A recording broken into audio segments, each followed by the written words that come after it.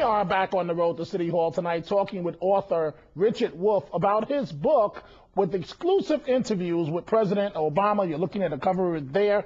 Now, Richard, again, you had unprecedented access. You write about, and this is remarkable, there was one incident when there was an apparent rift, shouting match, I'll let you describe it, between Barack Obama and Hillary Clinton. And the New York senator, right.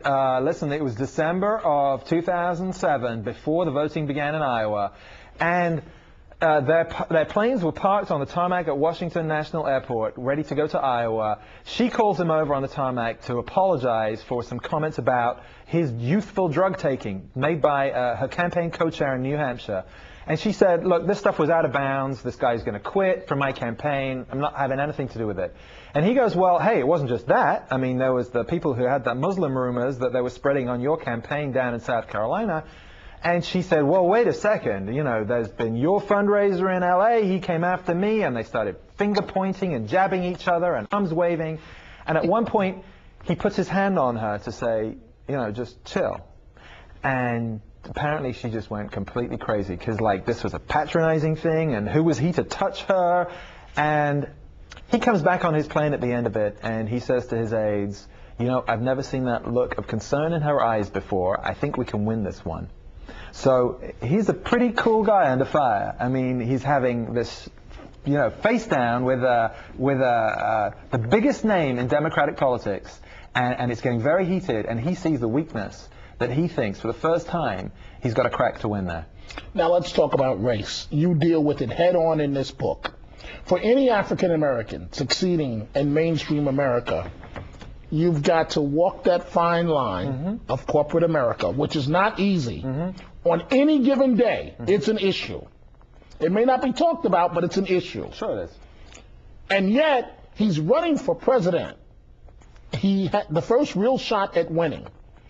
Initially in the campaign, there are African Americans saying he's not black enough. Of course, if he's too black, it turns off whites.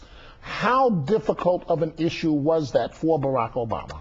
Well, it ran all the way through, and I put this in the book. It was uppermost in his mind when he was deciding to run. Not in the way you'd think. Not how can I get whites to vote for me, or what are African Americans going to think about me. His thinking behind that was, if I'm president, what kind of impact was that going to have, especially on young African American boys? What's that going to do to what they think they can achieve? That was a big, big deal for him. He never talked about that. That was just there. And, you know, he always wanted to give a speech on race. His aide said, oh, it's not the right time, never the right time. Of course, Jeremiah Wright, his pastor in Chicago, made it the right time, but much, much later on. And here's the thing about him. He obviously grew up in a white family in Hawaii, and he found a way to cross this line, as he told me. You know, it's about crossing the line. It's about, and it's not just about race. It's about class as well. Remember, he had this middle class life in Hawaii. Really, he goes to Chicago, works as a community organizer on the South Side. He's with working folks. Michelle Obama's family are working people. So that gives you a political talent in a way, and a social ability to move between different worlds. And I'm reminded by something that Craig Robinson said, Michelle's brother. He said, look, this isn't an unusual situation.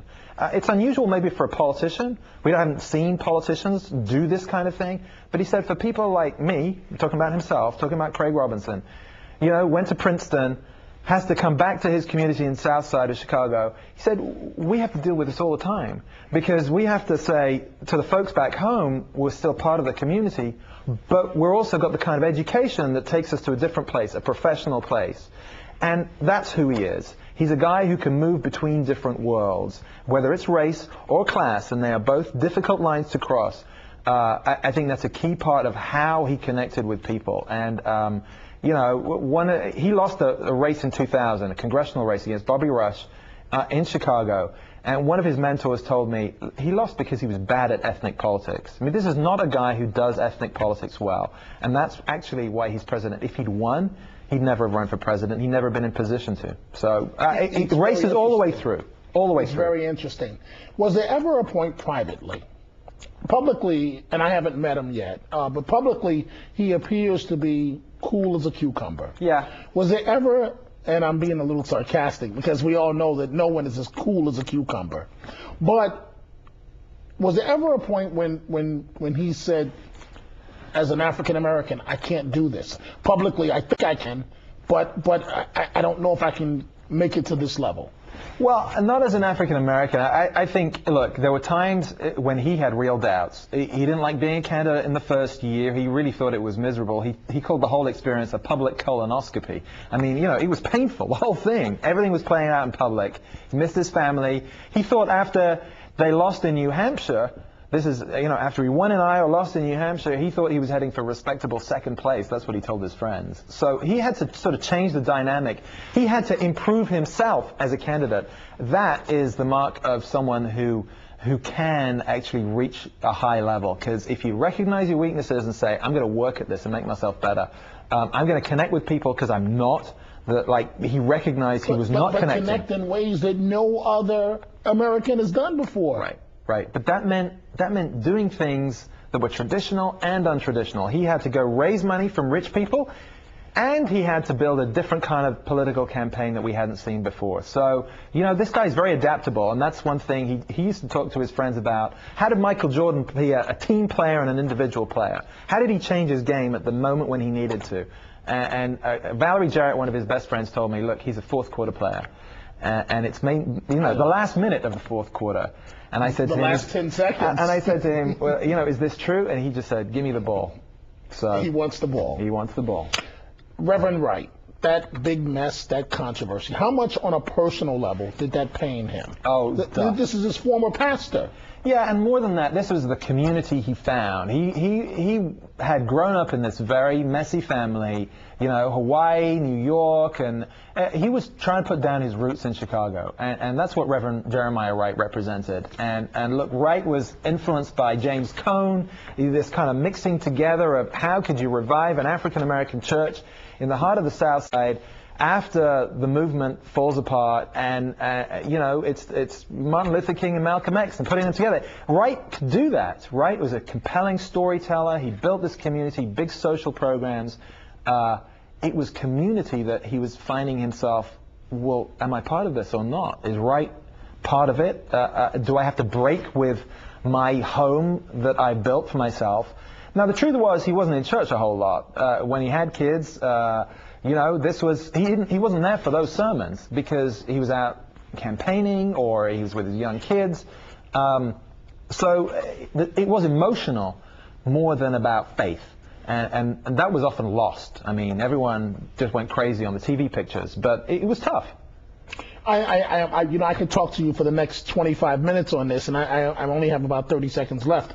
Has the president talked to you since the much success of the book, making the Times bestsellers list and so on? No, he hasn't, but they were reading this on that recent trip to Europe and the Middle East they did, and I know that he saw one of his aides reading the book and stole it from them. So, you know, give me a few days, I'll figure out if he's finished it. What did you learn from this experience?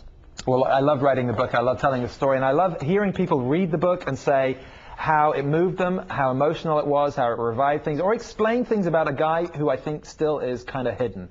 And it's kind of intentional. Yeah, he's good in front of a crowd, but he's a bit of a loner too, and if I can help people understand him and what happened, what he represents, then I'd feel like I've done a good thing. Richard Wolffe, I close on this note. Tough question, but you can handle it. Who is Barack Obama? Barack Obama is a guy who breaks the rules. He's a renegade. That's a Secret Service code name, but it's also the character. But he's hesitant. He's meticulous. He's cautious. He's a public and private man who is happy in front of the crowds and even happier when he's on his own. So this is a complex figure. Richard Wolffe, we thank you very much. The book is doing fantastic around the country and the world. It's a amazing read on someone who's complicated and someone who made history becoming the first African American to reach the height of the presidency. We thank you so much for the book and thank you for your time. Thank you. It is now time for a break. Stay with us.